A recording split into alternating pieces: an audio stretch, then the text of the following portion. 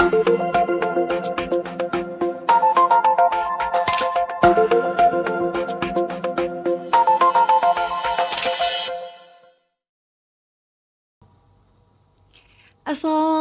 warahmatullahi wabarakatuh.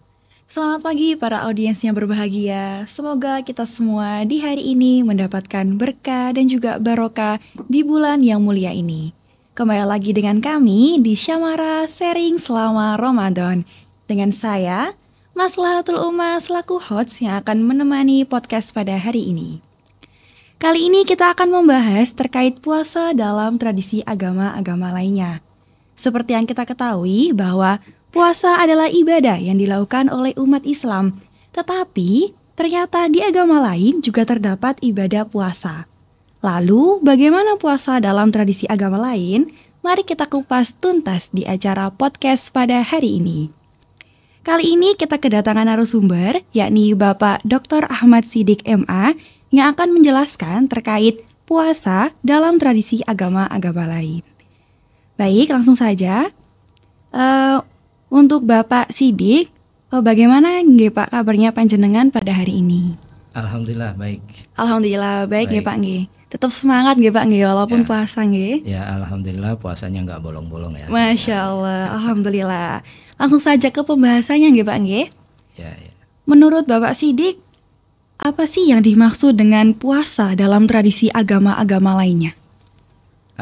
Terima kasih Mbak Aziza ya, atau Mbak Maslaha. Oke, Mbak Maslaha. Gini, selama ini mungkin yang kita kenal sebagai Muslim, puasa itu sangat identik dengan Islam ya. Okay. Tapi sebenarnya kan puasa bukan hanya tradisi yang dimiliki oleh orang-orang Islam. Tradisi dalam agama-agamanya lain itu juga mengenal apa yang disebut dengan puasa. Misalnya kita mulai dari agama-agama Samawi ya, agama Yahudi, agama Kristen, dan nanti Islam. Dalam agama Yahudi, puasa itu juga dikenal. Mereka punya tradisi salah satunya yang disebut dengan hari Yom Kippur. Nah, di hari Yom Kippur, masyarakat atau orang-orang Yahudi itu juga melakukan puasa. Melakukan puasa, bahkan puasanya itu lebih panjang dari kalau kita kan puasa dari terbitnya matahari sampai terbenamnya matahari. Kalau itu puasanya dimulai dari malam sampai nanti ke malamnya lagi. Kira-kira dari maghrib ke maghrib lagi. Okay. Apa yang diperingati dari Yom Kippur? Sebenarnya umat Yahudi ini kan punya hari suci dalam setiap minggu, yaitu namanya hari Sabat. Ya, hari Sabtu lah kalau kita. Nah, hari Sabat itu memperingati atau hari-hari di mana orang-orang Yahudi itu punya ritual khusus setiap minggunya. Kalau kita punya Jumat, mereka punya Sabat. Sabat salah satunya adalah memperingati hari-hari Eksodus ya, pembebasan orang-orang Yahudi misalnya.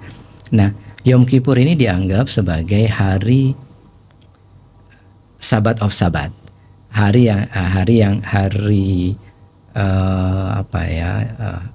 Sabat yang paling utama misalnya begitu ya, karena dalam satu tahun hanya sekali. Biasanya di akhir September atau awal Oktober diperingati hari Yom Kippur ini. Itu di dalam tradisi agama Yahudi. Dalam tradisi agama Kristen, puasa juga dikenal oleh mereka. Bahkan mereka punya tradisi yang lebih lama berpuasa. 40 hari sebelum Paskah, disebut dengan 40 hari Prapaskah. Mereka itu melakukan puasa. Meskipun tidak wajib seperti kewajiban yang diharuskan dalam agama Islam. Gitu. Kalau di dalam agama Islam kan semua wajib berpuasa. Ya, mereka yang dikenai oleh kriteria-kriteria seperti balik dan semacamnya kan seharusnya berpuasa, kecuali ya dalam kondisi tertentu. Nah, Prapaskah yang 40 hari bukanlah kewajiban ya. Banyak orang yang tidak puasa. Selain Paskah ada hari Rabu Abu dan Jumat Agung. Ini bagian sebenarnya dari Paskah. Sama sebenarnya mereka kalau di Yahudi misalnya mereka itu menghormati hari pembebasan. Paskah juga seperti itu. Jadi ada momen-momen peristiwa-peristiwa tertentu yang bersejarah dan dihormati, dianggap sebagai bagian dari eh, momen sakral dalam agama Yahudi dan Kristen sekarang, di mana orang-orang dari dua agama ini kemudian melakukan puasa di hari Rabu, kemudian Jumat Agung. Bahkan di hari-hari tertentu yang lain juga ada. Nah, di dalam Kristen ini dikenal puasa itu tidak hanya puasa yang seperti kita kenal ya, ada menahan makan dan minum dari pagi sampai malam. Tapi ada istilah puasa total, puasa parsial. Puasa total itu tidak makan sama sekali, tidak minum sama sekali, total ya, seperti yang kita lakukan. Tapi adalah istilah puasa parsial. Puasa parsial itu tidak makan makanan tertentu, tidak minum minuman tertentu, tapi makanan yang lain makan. Dalam sehari misalnya, sehari ini saya puasa tidak makan daging misalnya, itu ada istilah-istilah seperti itu ada. Nah, kalau kita kan enggak, ya, begitu puasa kita semuanya imsak ya, menahan diri untuk tidak makan dan minum dari segala makanan dan minum. Itu di tradisi Samawi ya, Yahudi, Kristen, kemudian Islam datang. Kalau ada pertanyaan, Islam melanjutkan tradisi itu atau bagaimana? Bisa jadi karena memang puasa kan tidak hanya dari dalam tradisi Islam, tapi tradisi agama sebelumnya itu sudah dilakukan. Mungkin dengan cara yang berbeda dan waktu yang berbeda. Lalu bagaimana di luar Samawi? Agama Hindu, agama Buddha juga punya tradisi puasa. Bahkan lebih banyak macam-macamnya. Saya nggak hafal macam-macamnya dari Hindu dan Buddha ya, tapi banyak macamnya. Kalau di dalam agama Buddha itu puasa lebih dilihat sebagai latihan diri gitu. Nuansa kewajibannya itu berbeda dengan nuansa kewajiban dalam misalnya Islam gitu. Tapi sebagai pelatihan diri. Itu beberapa yang sebagai pengantar ya, beberapa konteks tradisi-tradisi lain di luar Islam mengenal puasa atau memahami puasa. Oke. Berarti pada intinya agama lain juga memiliki puasa ya Pak ya? Dengan latar belakang dan juga cara-cara yang berbeda dengan agama Islam. Betul. Baik. Kemudian menurut Bapak makna universal dari arti puasa itu bagaimana Pak? Nah, meskipun tradisi-tradisi puasa dalam agama-agama itu berbeda, saya pikir ada benang merahnya ya. Jadi ada hal-hal yang universal yang bisa kita pelajari dari ritual puasa ini. Misalnya pertama, puasa itu adalah simbol ketaatan. Simbol ketaatan pemeluknya terhadap ajaran agamanya. Di agama manapun sebenarnya puasa itu dianggap bisa dijadikan tolak ukur.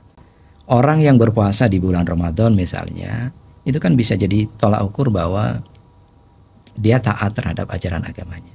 Orang yang melaksanakan puasa di Yom Kippur misalkan di Yahudi, atau di 40 hari Prapaskah di Kristen, itu simbol ketaatan dia terhadap ajaran-ajaran agamanya. Dan itu juga bagian dari ibadah, bagian dari proses untuk mendekatkan diri kepada Tuhannya. Itu satu. Di dalam agama apapun, makna puasa itu adalah makna pendekatan diri kepada Tuhan. Yang kedua, penyucian diri. Saya pikir tradisi Yahudi, tradisi Kristen, tradisi Islam itu punya makna yang sama tentang puasa untuk menyucikan diri. Karena Tuhan didekati dengan cara atau dengan jalan yang suci. Tuhan yang maha suci itu semakin bisa kita dekati kalau kita juga berada dalam ruang yang suci. Nah, ketika puasa menjadi salah satu media untuk menjadikan diri, maka jalan yang pertama tadi untuk mendekatkan diri kepada Tuhan itu lebih mudah kita capai ya, ketika kita juga menjadi pribadi yang suci. Yang ketiga, puasa itu bisa menjadi media pelatihan diri. Pelatihan diri untuk misalnya introspeksi terhadap apa yang selama ini kita lakukan di luar bulan puasa, kalau di luar bulan Ramadan kalau dalam Islam misalnya. Dalam konteks kehidupan yang hedon misalnya, kita ini di bulan Ramadan kan diberi ruang untuk berhenti sejenak ya, menikmati kelezatan makanan dan minuman selama 1 hari misalnya, selama 1 hari penuh, besoknya begitu selama 1 bulan. Paling tidak kita bisa belajar dari hal itu bahwa ada momen-momen di mana kita tidak seharusnya terus-menerus memperbanyak asupan minuman dan makanan. Dalam konteks kesehatan akan panjang ceritanya ya, bahwa tubuh kita punya istirahat dan semacamnya misalnya. Tapi dalam konteks agama itu penting. Karena ajaran-ajaran kalau dalam Al-Quran misalnya wala tusrifu, jangan berfoya-foya, itu juga bagian dari ritual puasa. Puasa itu melatih diri. Di dalam agama-agama yang lain juga seperti itu. Kan salah satu nilai dasar dari agama itu dia tidak hanya berfokus pada duniawi. Dia juga berfokus kepada hal-hal yang akhirat, ukhrawi lah. Nah, paling tidak melatih diri dengan berpuasa. Kalau tadi ada penyucian diri, proses mendekatkan diri kepada Tuhan, itu bagian dari latihan-latihan. Dan yang keempat, menurut saya adalah nilai-nilai solidaritas sosial, kohesi sosial lah kalau dalam bahasa yang agak sosiologis gitu. Puasa juga seperti itu. Dalam konteks agama-agama yang lain, dalam konteks tradisi-tradisi agama-agama yang lain di luar Islam juga makna puasa memiliki konteks solidaritas sosial. Misalnya kalau kita merujuk kepada sejarah agama Yahudi ya, tradisi Yahudi, Yom Kippur. Di dalam agama Yahudi kan ada peristiwa Eksodus ya, pembebasan Bani Israel di Mesir dari orang-orang yang menindas mereka, Firaun ya. Lalu mereka dibebaskan oleh Nabi Musa. Nah, itu kan solidaritas sosial itu muncul dalam komunitas ini, tampak dalam komunitas ini misalnya. Atau kalau di dalam Kristen, bagaimana komunitas yang dibangun oleh Yesus ya, atau oleh Yesus dengan komunitas-komunitas Kristen di awal. Lalu mereka merayakan atau mengenang peristiwa-peristiwa itu dengan cara puasa. Kalau kita di dalam Islam, yang dikenang apa dari puasa? Di bulan Ramadan ya, Pak, di bulan ya? Ramadan misalnya. Kita mengenang malam Lailatul Qadar. Malam Lailatul Qadar ya, malam Lailatul Qadar. Nah, kita punya perasaan kita punya perasaan yang sama. Kita punya akar sejarah yang sama sebagai Muslim misalnya. Akar sejarah yang sama mereka sebagai Kristen, akar yang sama mereka sebagai Yahudi misalnya. Jadi kesamaan ini membangun kohesi sosial, membangun solidaritas sosial. Kalau di dalam Muslim biasanya kan dikaitkan dengan bahwa masih banyak orang-orang fakir miskin. Kenapa kita harus berpuasa? Karena masih banyak orang-orang di luar kita itu yang mungkin untuk makan sehari saja harus bersusah payah, bahkan tidak bisa makan sehari yang layak dalam sehari semalam. Nah, itu seringkali disampaikan ya, bahwa puasa Ramadan itu membangun empati personal dan empati sosial. Saya pikir makna universal yang terakhir ini, membangun solidaritas, itu penting. Kalau di dalam Islam kita kan mengenal istilah ukhuwah Islamiyah, tapi di luar ukhuwah, di atas ukhuwah Islamiyah ini kan ada ukhuwah basyariyah. Nah, apa pentingnya mengetahui hal-hal yang seperti ini? Saya pikir pengetahuan terhadap tradisi-tradisi di luar agama Islam tentang puasa itu memberikan konteks kepada kita untuk memahami bahwa puasa itu juga dilakukan oleh pemeluk-pemeluk agama yang lain, dan mereka juga punya pendekatan atau berproses yang sama ya dengan kita dalam mendekatkan diri kepada Tuhan. kepada Tuhannya. Oke, baik Pak. Berarti pada intinya makna universal itu ada 4 ya Pak nggih?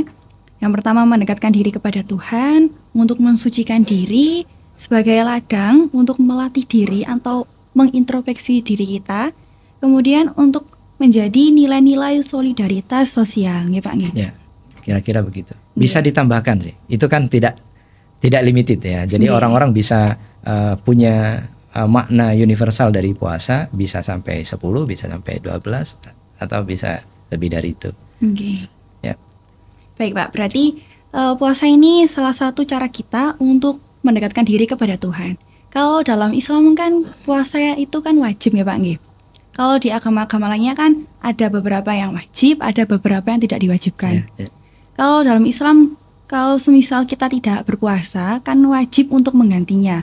Atau kalau kita tidak mengganti, kita mendapatkan fidyah gitu kan. Apakah di agama-agama lainnya juga ada seperti itu Pak? Kayak konsekuensi kalau kita tidak berpuasa? Ya. Sepertinya tidak ya. Jadi tidak ada konsekuensi untuk qadha. Sepemahaman saya seperti itu. Jadi puasa itu sangat kontekstual. Ketika misalnya Yom Kippur nih, ketika hari Yom Kippur lewat ya orang tidak bisa kemudian berpuasa. Tidak perlu ya. Tidak perlu berpuasa untuk mengqadha Yom Kippur. Saya koreksi saya bila salah, tapi pemahaman saya seperti itu. Misalnya ketika Rabu Abu, Jumat Agung sudah lewat, lalu apakah orang Kristen perlu melakukan puasa karena dia tidak puasa di hari itu? Itu tidak ada dalam konteks fikih. Dalam konteks fikih mereka seperti itu. Itu pemahaman saya seperti itu. Baik, terima kasih Bapak. Oke, Bapak mungkin bisa memberikan closing statement kepada para audiens terkait puasa dalam tradisi agama-agama, kemudian makna universalnya juga. Ya, puasa itu sebenarnya selain intinya bahwa dia mendekatkan diri kepada Tuhan, kita sebagai muslim mendekatkan diri kepada Allah, tapi sebenarnya itu puasa adalah momen ujian. Bagaimana Tuhan melihat kita sebagai orang yang taat atau tidak, sebagai orang yang mau mendekatkan diri kepada Tuhan atau tidak. Karena kalau merujuk kepada Islam ya, kan ada hadis Nabi as-shaumu li wa ana ajzi bihi ya. Artinya ini sangat personal ya. Aku memantau kamu puasa, nanti aku kasih imbalan kalau kamu puasa. Nah, hubungan momen yang personal antara kita yang muslim dengan Tuhan kita, dengan Allah itu kan sangat spesial. Dan di dalam tradisi agama yang lain, puasa itu identik dengan momen-momen spesial ini. Momen Yom Kippur, momen Paskah, momen Jumat Agung, itu kan momen-momen spesial. Nah, mari kita jadikan momen spesial ini sebagai jalan yang spesial untuk mendekatkan diri kepada Tuhan kita yang maha spesial itu. Saya kira itu. Oke, baik Bapak, terima kasih. Sama-sama. Baik teman-teman, mungkin cukup sekian podcast yang dapat kami sampaikan. Semoga teman-teman semuanya dan juga para audiens bisa mendapatkan nilai ataupun hikmah dari apa yang telah kami sampaikan. Terima kasih. Wassalamualaikum warahmatullahi wabarakatuh. Waalaikumsalam.